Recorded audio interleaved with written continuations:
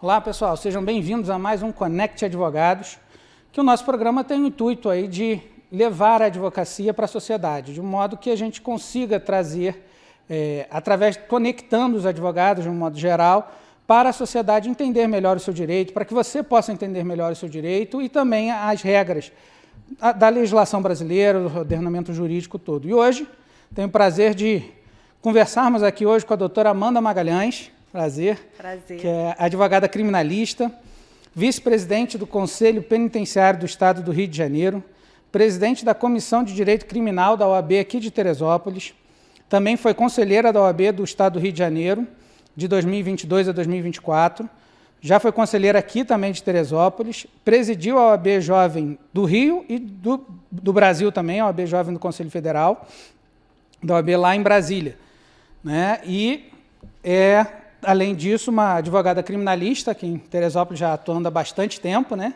Uhum. E queria pedir para você se apresentar também, além de ser doutora Amanda, como Amanda também, né? Tudo bom, Ricardo? Tudo bom. Prazer, obrigada por ter me convidado. Tenho acompanhado o projeto do podcast, acho que é um projeto, além de inovador, essencial, né? A Diário TV comunica muito, né, com a cidade, e eu acho que o nosso papel como advogados também é dar informação, esclarecer. Então, fico feliz de participar do projeto. Bom, você apresentou todo o meu currículo aí. Eu sou criminalista, só atuo na área criminal. Foi uma identificação ao longo da faculdade, mas principalmente depois de trabalhar no Ministério Público por alguns anos. Sou filha da Lourdes, irmã do Felipe, do Luciano, tia da Olívia. Enfim, e sou uma mulher advogada que acredito que efetivamente a advocacia, para além de auxiliar os nossos clientes, aqueles que nos contratam, ela tem necessariamente papel fundamental na sociedade. Acho que a gente pode operar mudanças efetivamente, inclusive, na sociedade. Então, eu sou essa pessoa. Ótimo, isso aí. E você é de Teresópolis mesmo? Eu sou daqui de Teresópolis. Nasci aqui no Hospital São José. Também. Somos teresopolitanos aí. Isso.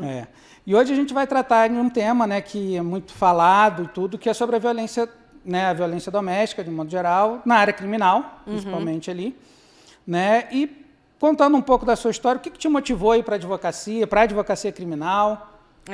Então, Ricardo, eu sempre falo isso, entendeu, gente? Eu tenho que fazer a minha meia-culpa. Eu me graduei aqui na Unifeso, me graduei em 2011, eu entrei em 2006 na graduação. E, no início, eu realmente não via a advocacia como uma possibilidade definitivamente, né? Eu acho que, até porque a própria sociedade, eu nunca vejo, hoje tem mudado um pouquinho, mas eu nunca vejo a sociedade, de modo geral, os vizinhos, os amigos, os conhecidos, falam, nossa, é advogado, que maravilhoso. A gente vê um comportamento muito de enaltecer os magistrados, que é uma carreira muito, muito interessante da magistratura, os promotores, os defensores, os delegados, os técnicos, os analistas. Mas eu nunca vi um incentivo para ser advogado. Então, eu começo a graduação pensando muito em concurso público e pensando em ser juíza. A partir do momento que eu começo o estágio, fui conciliadora, esse sentimento se reforça, né? Porque a gente faz audiência de conciliação, aí faz o pregão, audiência de conciliação das 13 horas. E conciliando ali, aplicando a Lei 9.099, que é a Lei dos Juizados Especiais Cíveis, eu realmente me vi na posição de uma juíza, mas muito distante do que realmente é ser um juiz, né? Mas aí, quando eu faço estágio no Ministério Público, faço o concurso e sou aprovada, e tive a oportunidade, inclusive, de assessorar a promotoria criminal na época. Eu trabalhei com o Dr. Marcos da Mota, que faleceu, legal, infelizmente, e vai ser, eu costumo dizer, ele vai ser para sempre o meu chefe, porque ali eu aprendi a dinâmica do Ministério Público e aprendi muito sobre humanidade, inclusive. Ali eu começo a me apaixonar pelo Ministério Público, que é uma instituição extremamente relevante também para a sociedade, importante. Mas eu encerro a minha graduação estando no Ministério Público, mas sofrendo os efeitos da tragédia que assolou a nossa cidade. E, embora eu não morasse numa área de risco, eu morava na Prata, um bairro que é mais baixo, né? Teresópolis fica num verdadeiro vale, mas Teresópolis, a Prata, esse bairro desce mais um pouco. E aí entrou água na minha casa, estávamos eu, meu irmão mais novo, eu tinha uma cachorrinha na época, e a gente passou a madrugada toda, a noite, a madrugada em cima da cama, e a gente teve a perda, né, de bens materiais, graças a Deus estamos aqui. Mas, nesse momento, eu recebo um convite de uma promotora para assessorá-la em seropédica. Tinha que mudar minha vida toda em uma semana, era impossível, e eu, ainda que fosse possível, eu não faria, porque minha família tinha acabado de perder absolutamente tudo dentro de casa. Eu não sabia ainda como que a gente ia conseguir recuperar e modificar aquilo que a gente construiu ao longo dos anos. E eu acabo continuando em Teresópolis, e eu falo, bom, eu já passei no exame da ordem antes de finalizar a graduação, então eu preciso de dinheiro, eu preciso trabalhar, então eu vou dar uma chance para a advocacia e vou trabalhar. Então, ali eu falo, bom, eu vou advogar. E aí o meu início, que eu falo muito, sempre falei para a Jovem Advocacia, porque liderei esse grupo, né, de jovens advogados em Teresópolis, no Estado e também no Conselho Federal, o início a gente tem que experimentar. Porque, embora todo mundo se apaixone pelo direito penal, pelo processo ali, penal, exatamente, o dia a dia é muito diferente, você deve imaginar. E aí, as demandas surgiram demandas trabalhistas, inventários, divórcios. Então, eu falei, bom, é o momento de eu experimentar, estou começando. Fiquei extremamente traumatizada com o direito do trabalho, tá? Desculpa aí. Eu falei, não é para mim. Acontecer no penal, Eu falei, de jeito nenhum. Cheguei a fazer inventários, divórcios e tudo mais, mas aquilo ainda não me tocava. Então, eu estava na advocacia para sobreviver e contribuir com a minha família, né? Então, eu não me via ainda como uma advogada, porque, novamente, eu não entendia qual era a missão de um advogado. Eu não via um advogado como uma autoridade, nem como alguém que pudesse efetivamente mudar a realidade das pessoas. Até que, um dia, no final assim, do expediente, eu estava com um suporte, um colega advogado, falou, você pode atender às vezes aqui no escritório, enfim. Eu saindo, no final do dia, chega um rapaz desesperado tocando a campainha. Antigamente tinha muito disso, né? De ir nos prédios, ficar tocando a campainha para saber ali, né? Qual é o advogado que está lá, enfim. Ele falou, olha, eu estou precisando de ajuda, eu tenho uma audiência, estou sendo processado criminalmente e eu estou desesperado. Eu falei, opa, meu primeiro caso criminal. E aí eu atendi, e quando eu vi, o rapaz estava muito desesperado, muito desesperado. E aí, quando eu vi a intimação, duas coisas me chocaram um pouco. A primeira é que ele estava me procurando, mas a audiência era no dia seguinte. Caramba! Era no dia seguinte, assim, 1h da tarde. E ele estava me procurando, já era tipo 6 e poucas, 7 horas da noite. Eu falei, meu Deus, mas tudo bem. O segundo aspecto ali da intimação que me causou muita surpresa foi se tratar de uma contravenção penal. Né? Que é um delito, a gente não chama de crime, é um delito que tem uma pena muito baixa. Então, eu falei assim, gente, essa pessoa está nervosa assim, por causa de uma contravenção penal. Ali, Ricardo, eu ainda não era advogada, digamos assim. Porque, apesar de ter passado no exame de ordem e tudo mais, eu não tinha um espírito que eu entendo que o advogado tem que ter, que é de ser empático. Você é a voz daquela pessoa. E ali eu menosprezei, eu fiquei pensando, eu não verbalizei, mas eu falei, gente, é só uma contravenção penal, moço, vai lá. Simples aqui, vai lá e pronto. E aí eu estava meio assim, mas eu falei, não, beleza. Aí a gente ajustou e eu assumi o caso, foi o primeiro caso criminal. No dia seguinte fui ao fórum, o fórum ainda ficava ali no centro da cidade. E eu fui, conheci inclusive uma servidora que ainda está numa vara criminal, foi meu primeiro contato num fórum criminal como advogada. Peguei o processo, era físico, li o processo todo e aí vem o Ministério Público, né, todos os ensinamentos do que o Ministério Público me deu, porque eu não tive oportunidade, nenhuma porta na cidade se abriu para fazer um estágio, né, infelizmente, isso é um aspecto da nossa cidade, né, difícil. Verdade. Mas o Ministério Público me deu experiência técnica no manejo de um processo. E aí o que eu vejo? Estava prescrito, Ricardo, estava prescrito.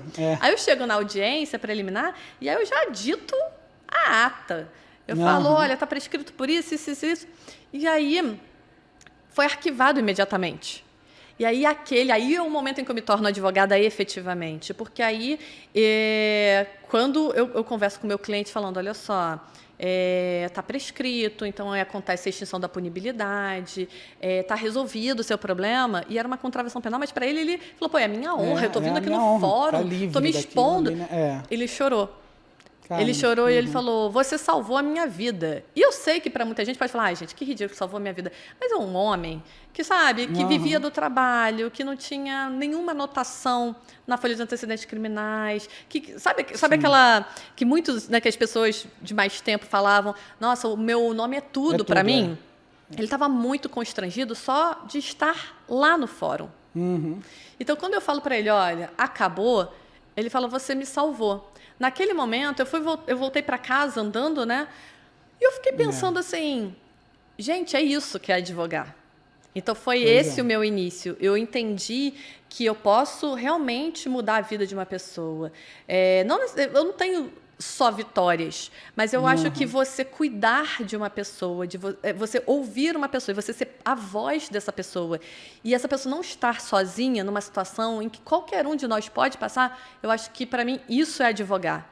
E aí eu comecei a entender que ali eu tinha me tornado advogada, depois eu passei a entender que eu não precisava atuar em todas as áreas, eu precisava valorizar e reconhecer no meu colega o potencial e propor parcerias. Do tipo, o Ricardo chegou para mim um caso eleitoral. Eu não faço, eu só faço a parte de crimes eleitorais. Você quer assumir? Isso eu não estou perdendo dinheiro. Isso eu estou reconhecendo em você uma autoridade, eu estou te valorizando e você vai pensar em mim também como uma possível parceira. Todo mundo ganha e a gente cresce juntos. Então, ali eu percebi isso. E a partir daquele momento eu também passei a pensar, podem não surgir 1000 casos criminais ao mesmo tempo, mas se eu enxergar no meu colega um potencial e eu abrir portas para as pessoas, essas portas também vão ser abertas para mim. E aquilo que eu passei no início, de ter todas as portas fechadas, eu, de alguma forma, vou conseguir romper com isso. Então, foi assim que eu entrei na advocacia e foi assim que eu comecei a me apaixonar por, de repente, tentar fortalecer o nosso grupo. Porque a gente vê uma união dos magistrados, uma união dos médicos, sim, é verdade. E a gente não vê uma união da advocacia. Muito difícil. E, né, entrando até nessa questão da questão criminal e da questão da mulher em si, a advogada criminalista, né, como que você vê essa situação? É fácil, não é? Tenho certeza que não. Não é fácil, e aí a minha fala não é para me vitimizar de forma alguma, porque quem me conhece, você me conhece há muitos anos, eu falo o que eu penso e me posiciono sempre. Mas não é simples. Não é simples em nenhum lugar do Brasil, não é simples na capital, no Rio de Janeiro, por vários motivos, mas aqui em Teresópolis nunca foi fácil. Nunca foi fácil. Eu comecei a advocacia nem tão super nova assim, se eu não me engano, eu sou ruim em conta, eu só sei fazer dosimetria da pedra. Eu não sei se eu tinha 23 ou 24 anos, alguma coisa assim, quando eu comecei a advogar. E aí eu tinha uma cara super novinha. Eu lembro, tinha. Eu tinha uma cara de criança. Isso já é um dificultador. Já é um dificultador. Para o cliente, eu passei e para o por colega. Isso também. Eu pois é, com 22 porque anos, olha assim, para você não tem credibilidade. Não tem credibilidade, né? E aí, quando é mulher, você também conhece várias colegas, as portas também se fecham, porque falam, ela não sabe de nada. E sendo criminalista, assim, ela vai lá na delegacia, ela por acaso vai numa unidade prisional, e eu já passei por muita coisa. Então, assim, colegas, e aí não são só homens, mulheres também, mas mais antigas, mas principalmente homens, eu tipo, menina, o que você está fazendo? Você acabou de pegar a carteira, você tem uma cara de criança. Você acha que você vai advogar? Só que as pessoas não veem o histórico de área, exatamente, né? ainda mais nessa área, uma área que é majoritariamente masculina. Mas como que vai ser a sua relação com o delegado lá? Né? Você vai ter coragem de falar? E assim, desde o início eu comecei a estudar muito sobre prerrogativas, que são os nossos direitos. Exatamente. Né? E que são nossos direitos, eu não gosto nem de falar de Estatuto da Advocacia, porque estatuto parece que é estatuto de clube. Eu falo da nossa lei federal. Lei federal mesmo, Por quê? Porque é o nosso resguardo, é a nossa proteção, é justamente a nossa lei, né? Que a lei da advocacia, nossa lei federal. E eu falei, eu não vou ter medo. Eu acho que todo mundo tem que se tratar com respeito. Mas eu estou ali sendo o quê? Porta-voz do meu cliente. Então, se eu recuo, se eu abaixo a cabeça, se eu falo, não quero incomodar, eu quero despachar, não despacho. Você fala, tá bom, desculpa o incômodo, eu tento depois. Principalmente no criminal, não tem um eu tento depois. Porque uma pessoa que eventualmente cometeu um crime, que está sendo investigada, enfim, ou que está respondendo ao processo, ela já é condenada socialmente e pelas autoridades antecipadamente. Ninguém pensa que ele pode ser absolvido, e aí vai devolver o tempo dele? A reputação não vai devolver. Né? Então, Sendo mulher, eu sempre pensei, eu tenho que estudar mais, eu tenho que ler mais, eu tenho que me preparar mais e eu tenho que entender os meus direitos. Porque não são meus direitos porque eu quero aparecer. São meus direitos porque se eu não enfrento as negativas, os obstáculos, eu estou me acovardando e eu estou prejudicando o meu cliente. Que é sempre, no final, o cliente em si, Exatamente. E muitas vezes... os colegas, eu vejo principalmente quem está começando, pensando assim, pô, mas eu não vou tentar porque vai que não dá certo. E eu tenho um lema muito batido, mas é meu lema. Eu já tenho um não. Sim. Se eu já tenho um não, qual é o problema de eu tentar? Pelo menos eu tenho a consciência que eu tentei. É como numa sustentação oral. Eu falo com o cliente, olha só, você quer que eu sustente? Fazendo uma análise do seu caso, pode não fazer muito sentido, mas eu vou mesmo assim. Agora, tem casos que eu falo, olha, eu acho que é fundamental eu humanizar o processo. Porque senão você vai ser só o João, só a Maria. Exatamente. E aí eu levo até o extremo. E aí vários advogados falam assim, doutora, para quê? Você não quer um volume? Eu falo, não, eu não posso garantir um resultado, mas eu quero ter a consciência tranquila de que eu tentei ao extremo. Eu estiquei aquele elástico até o final. Todas as oportunidades. Todas. Todas as oportunidades. Então, respondendo mais especificamente essa pergunta, sempre foi muito difícil. Até hoje é. Hoje as pessoas me conhecem mais. Eu já estou advogando só na área criminal há 10 anos. Então, as pessoas me conhecem mais, né? O pessoal da delegacia, do fórum, a advocacia de modo geral. Mas ainda assim, sejam colegas, homens advogados, sejam clientes, também alguns clientes, eles falam assim, não, mas você vai conseguir? E não vem a formação, a preparação na época da faculdade, o estágio, não vem nada, entendeu? O estudo ali em cima do Exatamente. processo. E é isso que define. Eu costumo dizer que a partir do momento que a gente faz o juramento, Ricardo, somos todos advogados e advogadas. Exatamente. Somos todos advogados e advogadas. Jovens, mais velhos, no início, quem está encerrando a carreira, homens, mulheres. Do mesmo modo que muitos colegas falam assim, mas você advoga no Rio de Janeiro também. Sim, por motivos óbvios quanto eu puder expandir, eu vou expandir. Sim. E aqui não tem unidade prisional. A audiência de custódia também não acontece aqui. Então, eu não posso entregar 10% para o meu cliente e falar assim, não, agora você segue adiante sozinho ou você procura outro advogado. E aí, e as pessoas falam, mas como que é você, mulher, advogar lá também? Gente, é difícil. É difícil. Mas, assim, as pessoas têm que ver pelo conhecimento, pela dedicação. E não pelo gênero ou pelo tempo de carteira. Eu participei de um movimento com outros presidentes, né, das comissões jovens dos estados, né? A gente se reuniu e a gente lançou um projeto, um manifesto, porque há uma conversa, né, no STJ sobre a limitação da sustentação oral para a jovem advocacia. Só que, vou de novo, eu fiz o mesmo juramento que você. Exatamente. Então, assim, não pode limitar. E tempo de carteira não define competência. De jeito nenhum. E a gente tem que romper com isso aqui na cidade também. Cada um dentro da sua área de, né, sua especialidade, cada um com sua experiência, mas a gente não precisa passar um por cima do outro para ser bem-sucedido e para atingir o objetivo. Porque no final das contas, e eu sei que você concorda comigo, no final das contas, quem advoga de verdade, quem vive da advocacia real, quem paga as contas com a advocacia, quem faz tudo dentro da ética, tem sempre os mesmos objetivos. E eu tenho certeza que quem integra esse grupo quer realmente que a sociedade valorize o advogado, que veja o advogado também como uma autoridade.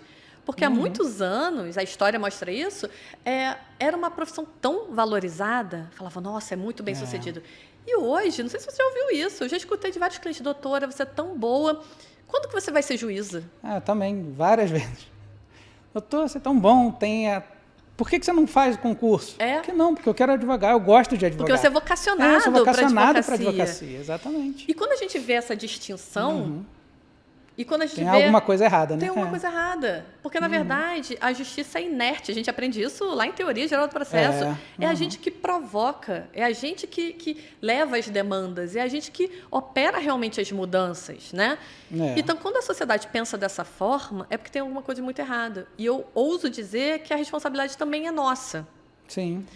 Porque se a gente não se valoriza, se a gente não acolhe um colega verdadeiramente. Porque eu sou muito contra essas falas, ninguém larga a mão de ninguém, sororidade, porque é muito bonito para uma palestra, mas no dia a dia. No dia a dia mesmo, né? A gente vê colegas entrando em contato com um cliente nosso para pegar... Para pegar o nosso cliente, exatamente. A gente vê o valor do nosso tempo e vai cobrar uma consulta, como o médico faz, como outros profissionais fazem, e colegas nivelando a advocacia por baixo, falando, não, exatamente, eu não vou cobrar consulta. Só que ninguém pensa, se todo mundo cobrasse consulta, tivesse um mínimo, mas todo mundo cobrasse esse mínimo, todo dia advogados e advogadas estariam ganhando um dinheiro que poderia, de repente, suprir as despesas fixas do escritório. Exatamente. Mas a gente fica competindo não com qualidade. A profissão, pois é.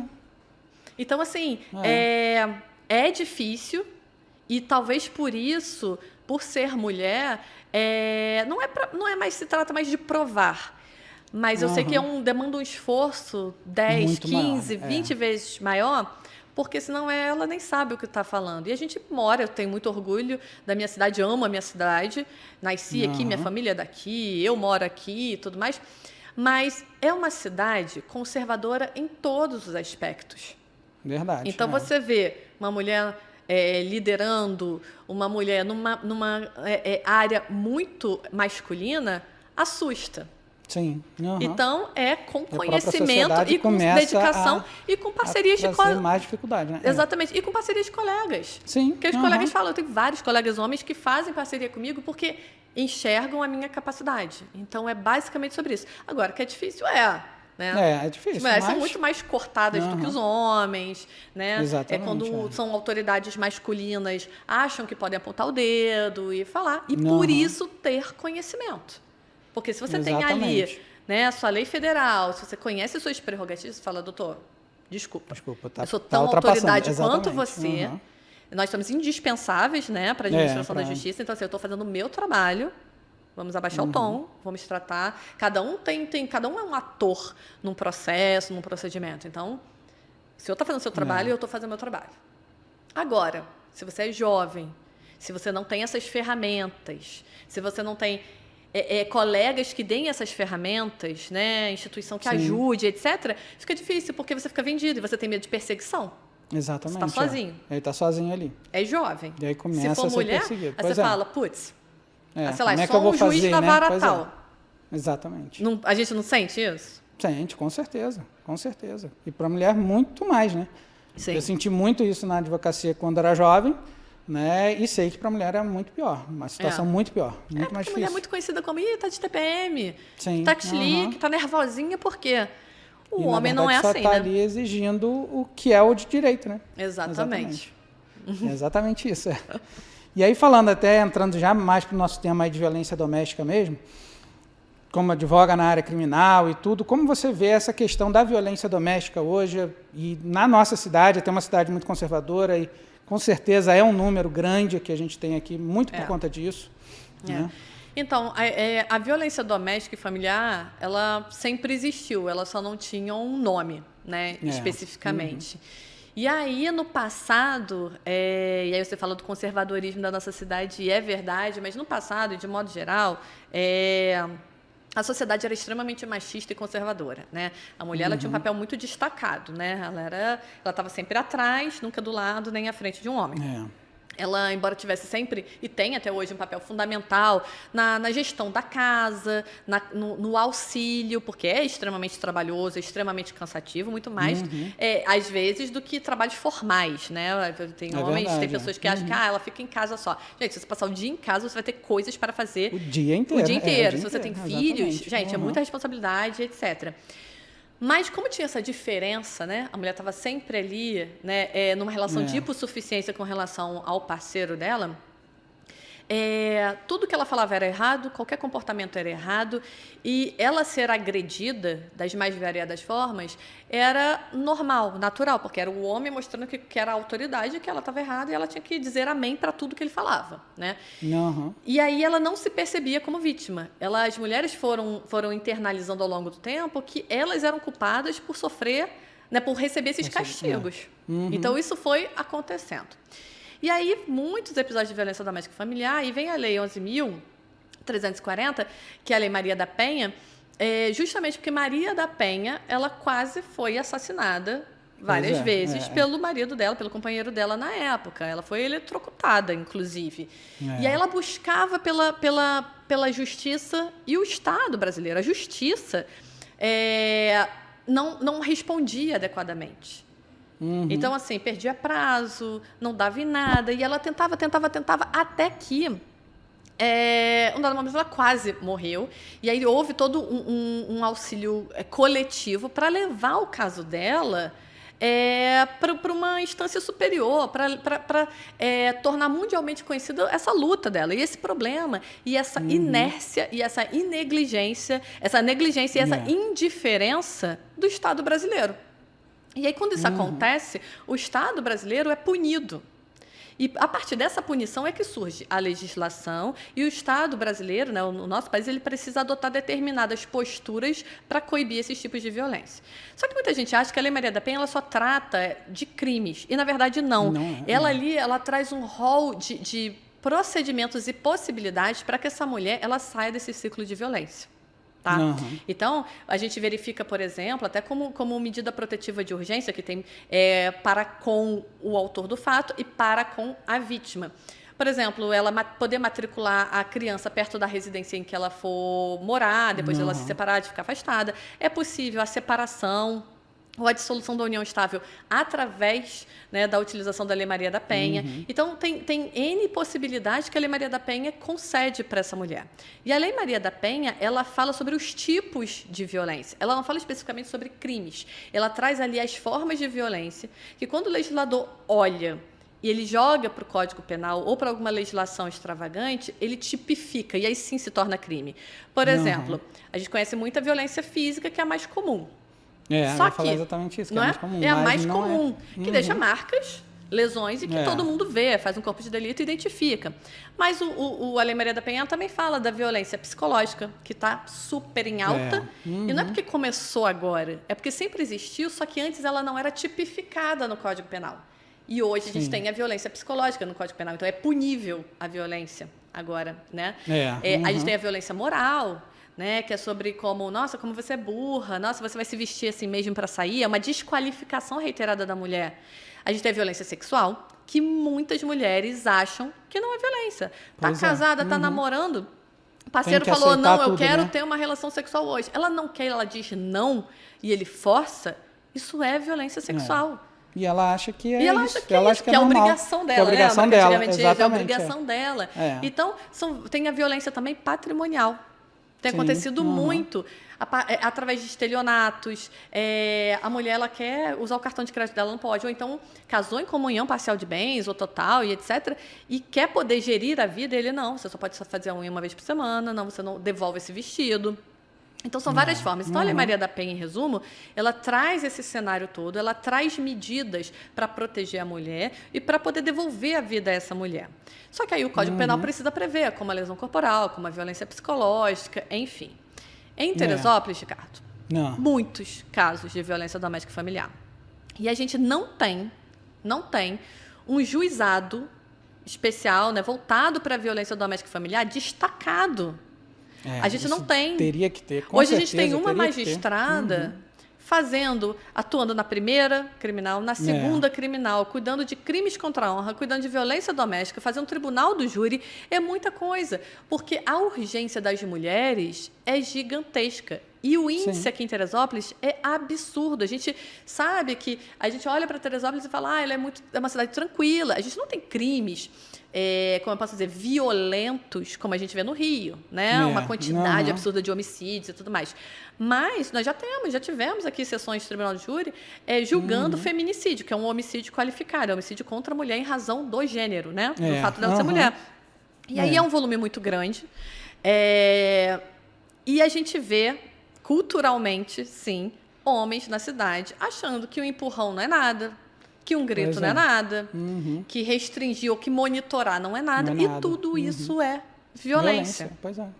Então, faltam os homens ou perceberem que, de fato, é violência, Ou não, e as mulheres também têm muita dificuldade de se perceberem como vítimas. Exatamente. Muito, porque elas têm uma dependência. Muitas vezes atendo, por questão de direito de família e tudo, e atendo, e a pessoa falando com a naturalidade, tá querendo se divorciar, tá querendo se separar, mas ela não percebe que estava sofrendo violência, e que vem sofrendo violência psicológica ali, violência moral. E tem total relação, realmente, o direito de família, isso é interessante para quem estuda, quem está na faculdade, porque eu lembro que minhas professoras, elas comentavam, direito de família tem tudo a ver com criminal. Eu falava, gente, que viagem, não tem nada a ver, porque eu acho super dramático, não suporto direito de família, porque um dia ama, um dia odeia, aí a criança fica de um lado para o outro, mas tem total relação. Eu costumo dizer, não em todos os crimes, mas na violência doméstica e familiar, sim. Ou se começa com a parte criminal e vai desencadear uma repercussão de família, que aí é o divórcio, né? É a discussão do patrimônio, da guarda, ou então é o contrário, como você destacou agora. A mulher, ela não se vê num ciclo de violência, ela quer se divorciar, começa um atrito com relação a bem, guarda, etc., e depois ela percebe, ela fala, mas espera aí, eu fui vítima. Muitas vezes o advogado que ajuda e fala, não, espera aí. Espera aí, pelo que você está me contando, você é vítima. Né? Você foi vítima esse tempo todo. Exatamente, então tem muita relação. Né? Então, assim, os índices são gigantescos. Violência doméstica e familiar não escolhe classe social, não escolhe raça, não escolhe o poder aquisitivo, o grau de escolaridade. O que acontece com mulheres periféricas, mulheres que vivem em comunidade, mulheres que, de repente, não têm a liberdade financeira, a autonomia financeira, essa situação é agravada. Por quê? Porque ela já é discriminada, excluída da sociedade por conta da cor da pele, da pouca instrução ou das possibilidades. Isso é fato.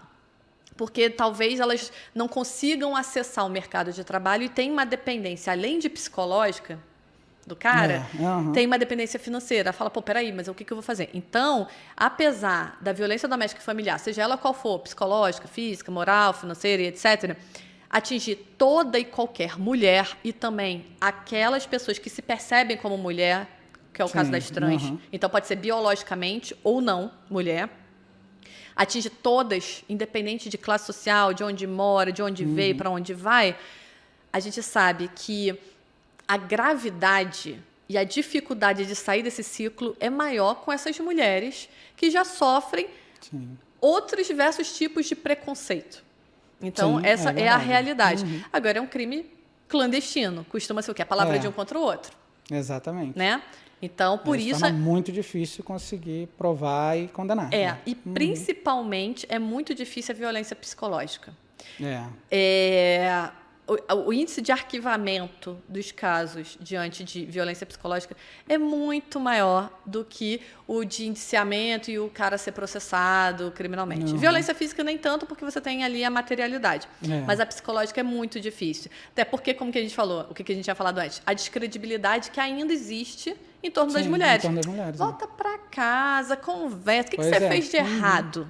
Exatamente. Então, violência psicológica ainda é muito mais difícil comprovar. Então, é muito importante que as mulheres procurem, sim, embora sejam vítimas, não estejam sendo acusadas, embora sejam vítimas, elas procurem a ajuda de um advogado, de uma advogada especialista. Porque, senão, realmente, a delegacia não vai conseguir apurar, não vai identificar os elementos mínimos necessários para aquela investigação eventualmente virar um processo. O Ministério Público precisa se convencer que possivelmente houve uma violência psicológica lá. Então, e tem chamado mais atenção cada vez mais, porque antes isso era frescura. Como a ida a um psicólogo era uma frescura. E aquela vergonha aqui em Teresópolis até pouco tempo, cidades menores, realmente isso é isso. Acontece mais. Nossa, eu não quero ser vista entrando num consultório de um psicólogo. Pois é. Mas hoje está em voga, porque você vê que os efeitos de uma violência psicológica eles são nocivos para a saúde física. Muitas vezes, um transtorno psicológico, psiquiátrico, pode gerar danos para a saúde física. Não é só, e aí pouco, entre aspas, não estou querendo diminuir, minimizar nem nada, não é só, entre aspas, a ansiedade ou a depressão.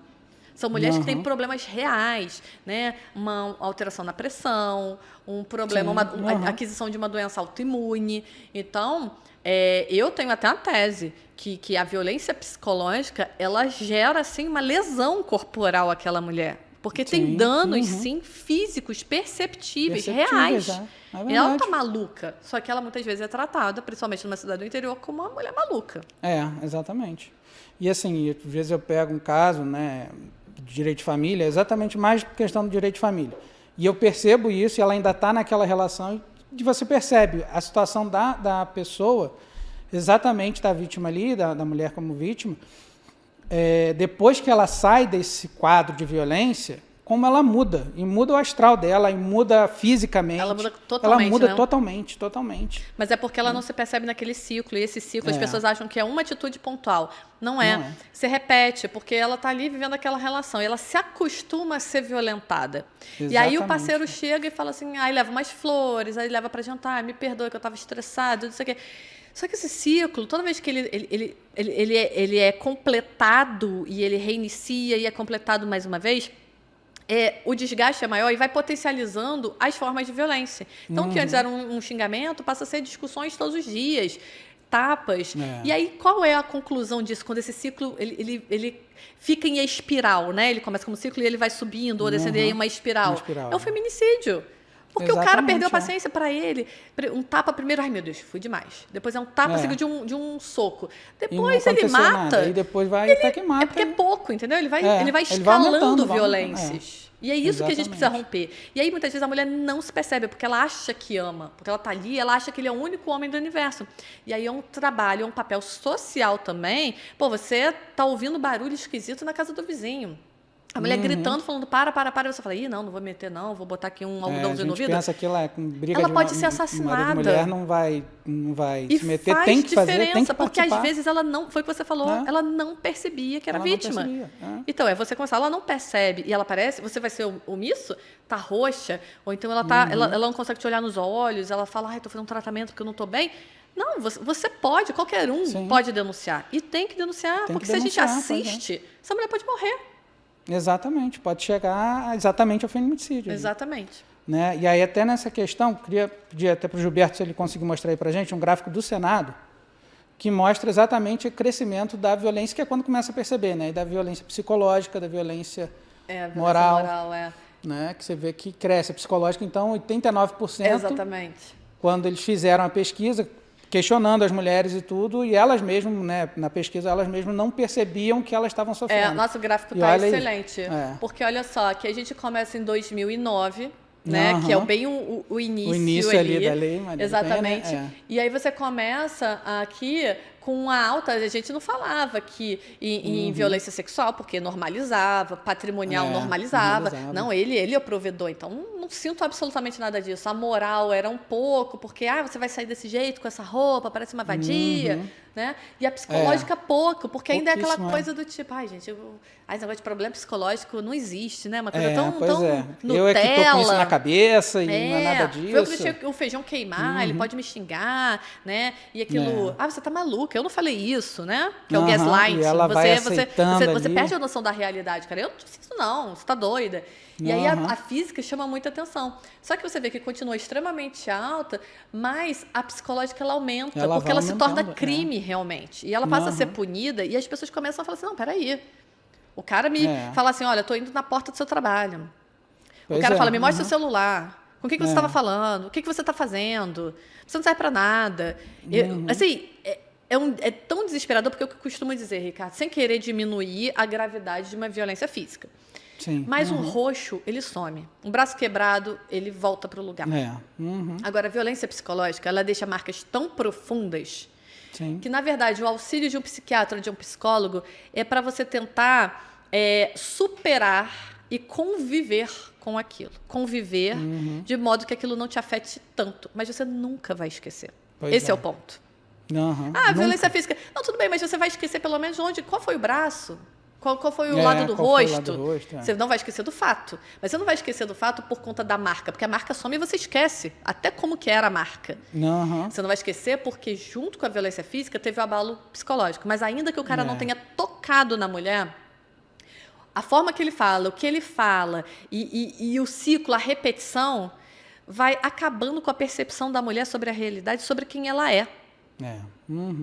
Então, a gravidade da psicológica é gigantesca e incurável. Ela aprende a retomar a vida dela, mas ela nunca vai esquecer. E ela não vai superar. E muitas vezes vem o gatilho por alguma situação, e aí... Exatamente. Por que a pessoa está passando por aquilo? Porque pelo que ela passou lá atrás. Exatamente. Exatamente. Então, o gráfico reflete muito bem. Patrimonial, as mulheres começam a perceber. A sexual, porque as mulheres falam, não, eu tenho uma obrigação, eu tô com esse cara, como que eu não vou dormir com ele? Mesmo sem eu querer, mesmo Mas sem aquela eu estar história bem, do não é não, não é só na época do carnaval, numa campanha, para falar sobre importunação sexual, ou numa relação de trabalho, por exemplo, ou em que há hierarquia, é um assédio sexual. Não é isso. Dentro de casa, não. É não. É não. E pronto. Eu não quero. Tem que aceitar exatamente, e não, e acabou. Exatamente. Do mesmo modo que a gente bebeu um pouco mais, ele forçou a barra. Você não tinha consciência daquilo. Qualquer negativa, né, que você fizer, às vezes as pessoas falam, não, mas ela não verbalizou, não. Mas se ela, até fisicamente, o comportamento dela é negativo, é não. Então, é interessante ver que realmente, com a mudança das gerações, com o tempo passando, com acesso à informação, exatamente, a gente começa a mostrar que são vários os tipos de violência, não só a que deixa uma marca e que no corpo. Normalmente não é que cresceu, é que a gente passou a ver como violência. Excelente. Isso que você falou tem total relação, sabe, com o quê? Com o feminicídio. Porque quando surgiu a qualificadora de feminicídio, as pessoas falaram, meu Deus, aumentou muito o número de mortes, né, de mulheres. De mulheres. Mas não, sempre não era existiu. Contabilizado. É isso, só não era contabilizado. Caía tudo na vala do homicídio. Todo homicídio, de qualquer. Todo homicídio, A partir do momento que você destaca, você fala, é homicídio qualificado por questão do gênero, né? Então, ali você identifica que aquela pessoa tem ódio pelo gênero feminino, ou deprecia a imagem da mulher e etc. Aí você começa a destacar e você vê que são muitos os casos. Mas sempre foram muitos. Só que antes era assim, nossa, tem muito homicídio no Brasil. E hoje fala, caramba, como as mulheres estão morrendo. Elas já morriam antes, elas só não eram identificadas como vítimas como mulheres. Vítima. Exatamente, Nós já estamos chegando no final aí, por mim, eu continuaria conversando muito sobre violência. Eu também. Muito sobre advocacia criminal, advocacia de modo geral, Sim. né? Que é, para mim, uma bela profissão. Mas já finalizando aí o nosso podcast, eu queria que eu costumo finalizar aqui exatamente pedindo o seguinte, qual o principal conselho que você deixaria para as pessoas, né, como advogada criminalista, qual o principal conselho que você daria para quem está nos vendo, quem está nos ouvindo? Bom, vamos lá. Para as pessoas que não são advogadas, para a sociedade de modo geral, eu diria o seguinte. Bom, primeiro, se vocês precisarem realmente de um advogado, escutem o advogado de vocês. É muito importante essa relação de confiança. Então, não vejam o advogado como um profissional inferior, menos competente, menos habilitado que um juiz, que um promotor, que um defensor. Todos fizemos a faculdade de Direito, só escolhemos caminhos diferentes. Então, procure sempre um especialista, preferencialmente, que isso é outra coisa que a gente precisa romper. Porque quando a gente está doente, a gente vai ao médico, tudo bem você ir num clínico geral, porque ele tem um know-how geral também, e ele com certeza vai te dar o seu primeiro suporte. Sim. Só que se você tem um problema oftalmológico, você vai procurar um oftalmologista. Então, passem a aplicar isso também para a advocacia. Eu, por exemplo, não conseguirei ajudar em absolutamente nada num divórcio, numa recuperação judicial, né? Numa reclamação trabalhista. Não vou acabar com a vida da pessoa. Então, assim, valorizem o profissional da advocacia, valorizem a advocacia, porque são os advogados e advogadas que efetivamente podem representar vocês perante o juiz, perante o delegado, e salvar vocês de uma forma diferente, mas salvar. É salvar, né? E procure especialista. Agora, para os advogados, se valorizem a profissão de vocês. A advocacia esteve presente em todos os momentos decisivos da história do Brasil. Verdade. Nós somos porta-vozes. Nós somos porta-vozes dos nossos clientes, mas nós temos uma obrigação, um papel social. Então, se a gente pode efetivamente mudar a vida dos nossos clientes, se a gente pode efetivamente mudar os rumos da sociedade, então nós temos que nos valorizar e apoiar uns aos outros. Eu não acredito, efetivamente, eu não acredito em advogados que puxam o tapete uns dos outros. Eu não acredito em advogados que preferem a quantidade do que a qualidade. Porque é muito difícil a gente progredir na carreira e ser valorizado. E quando a gente faz de qualquer jeito, a gente corre o sério risco, inclusive, de responder de forma ética. Então, se valorizem, cobrem pensando no valor, no quanto vocês estudaram, no quanto vocês investiram. Vocês não valem qualquer coisa, a gente não vale pouca coisa. Então, é muito importante, porque só assim a gente vai mostrar para a sociedade que nós somos fundamentais. Então, não se acovardem. Não vamos nos acovardar nunca diante de outras autoridades e de outras dificuldades. Eu acho que meu sonho, de verdade, é ver a advocacia retornar ao que era em termos de ser bem vista, bem quista e ocupando os maiores e melhores lugares. Que não seja visto como comedor de dinheiro, aquele cara não serve para nada.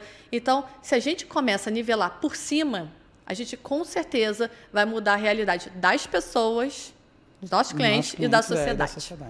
Muito obrigado, doutora Amanda. Muito boa a conversa. E se você gostou, compartilhe, curta, assista, passe para as outras pessoas. Se você gostou, faça isso. E nós aqui na Diário TV, nós reprisamos isso ao longo da semana. Tá? Toda quarta-feira, às 9 horas da noite, vai passar o Conect Advogados na TV, mas também tem no canal do YouTube da Diário TV. Então, curta, compartilhe e leve, né? Tudo que você aprendeu aqui, tudo que você ouviu, principalmente hoje aqui sobre a questão da violência doméstica, sobre a questão da advocacia criminal. Você que é advogada criminalista, que está começando, aprenda, veja que é possível sim e com respeito você consegue chegar onde você quer e você consegue mostrar todo o seu valor ali, aprendendo e ensinando muito para a sociedade de um modo geral, que infelizmente ainda vê a mulher e a mulher advogada e a mulher advogada na área criminal ainda vê com maus olhos, né? Mas que você consiga fazer com que as pessoas vejam isso de forma diferente, como a doutora Amanda tem feito. Obrigada, Ricardo. Obrigada a todo mundo. Obrigada pela oportunidade e parabéns pelo projeto mais uma vez. Eu acho que informar é o caminho para tudo. É verdade. Obrigado. E faça o C de Conect Advogados.